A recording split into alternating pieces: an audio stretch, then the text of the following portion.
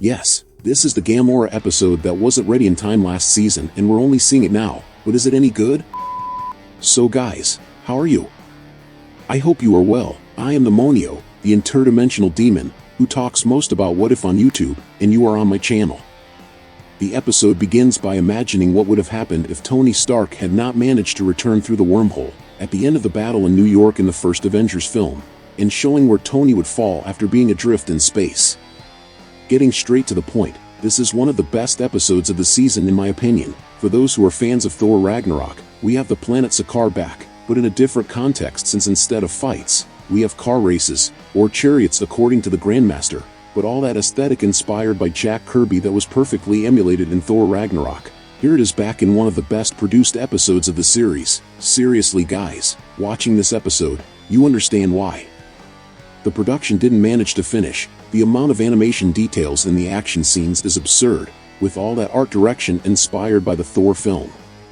Even the armor that Iron Man uses is very cool and has all the aesthetics of the Sakaar ships, being one of the coolest armors that Tony has ever worn, and the scene with Tony breaking, and the car transforming into his armor, it's one of the coolest Iron Man armor transformation moments I've ever seen. One thing that I found interesting is that the Grandmaster shows that he received news from Earth about the defeat of the Chitauri army, which shows that the Avengers, in a way, became famous on other planets for their exploits, and that would have been very interesting if it had been explored in the main universe. The idea that the Avengers were known for defeating the army that Thanos sent, and this could even arouse Thanos' wrath, making him attack Earth earlier, only in person and with its own army. One thing I didn't expect is that the episode would focus much less on Gamora than I imagined, since she was chosen to join the Guardians of the Multiverse last season, but to my surprise, it's an episode basically about Tony Stark. Gamora has a relevant participation, but the protagonist is Tony, and that was a big surprise, since the whole episode is kind of a big tribute to Iron Man, with even references to classic comics of the characters like Demon in the Bottle, even typical Robert Downey Jr. catchphrases. Demonio, that's amazing, so they brought back Robert Downey Jr. to do the episode? Well, unfortunately no. Despite the voice being similar, it is another actor who is playing Iron Man, and we can see this in the credits, but despite being another person doing the original voice, the character is great in the episode, since is the Tony Stark of the beginning of the MCU, who was more optimistic and debauched, with many jokes and catchphrases, since after Civil War, the character became more serious, and carried the weight of the mistakes that were made in Age of Ultron. But in this episode, chronologically speaking, none of that has happened yet, and maybe it never will, and the result is a version of Tony that I was missing, because it was this Tony that made everyone love the character. But Demonio, does this mean that Robert Downey Jr. will no longer return to the MCU?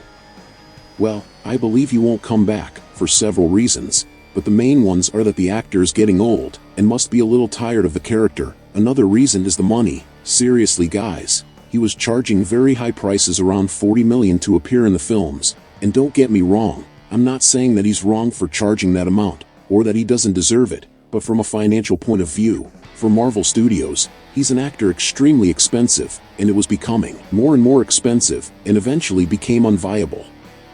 I see a lot of people making theory videos here on YouTube saying that Robert Downey Jr. is going to vote, that he's going to be in the Iron Heart series, and I think that's almost impossible, since Marvel would spend more on hiring the expensive guy than on the entire Iron Heart series.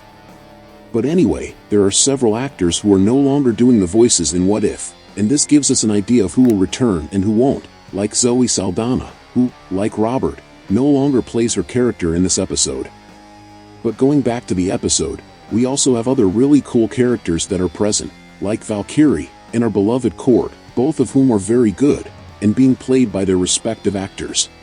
The plot is about the Grandmaster being dethroned from the planet, and Tony decides to challenge him to a race, in which the winner takes control of the planet, and the entire race part is the highlight of the episode, as it is very cool, full of action, with very fluid animation, and very fun. We can say that this part is practically a Mad Max short film, with Iron Man. The only thing I didn't like about the episode is Gamora's little development.